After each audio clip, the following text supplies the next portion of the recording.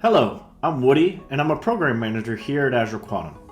My team works on the software part of the complete Azure Quantum stack. Today we're going to see how to create a workspace within Azure Quantum. But before we do, I wanted to set a little bit of context. To use Azure Quantum, you'll need a subscription, and the workspace will show you how to create today. Within that workspace, you'll have your programs and providers. The providers are the ones that actually provide the quantum computers that your programs will run on. And the programs can be written in Jupyter notebooks. Now that we've set context, let's jump in and see how to create a workspace within Azure Quantum.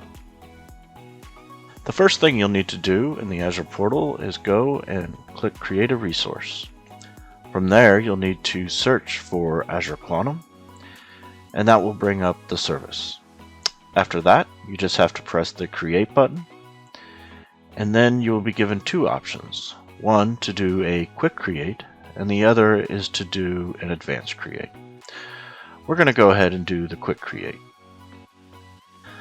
Here you just have to put in a unique name for the workspace, and then pick a region for the workspace to live in. A storage account will be automatically generated for you, and providers will be added for you as well for both quantum computing and optimization. After that, just click Create, and your quantum workspace will start to be deployed.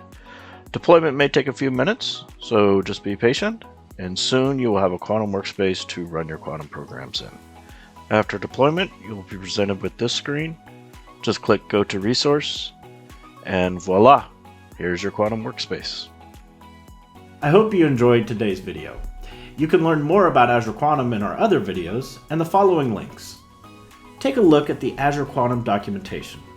Look into the samples that we've built for Azure Quantum.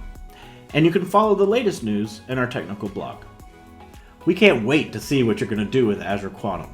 Thanks for watching.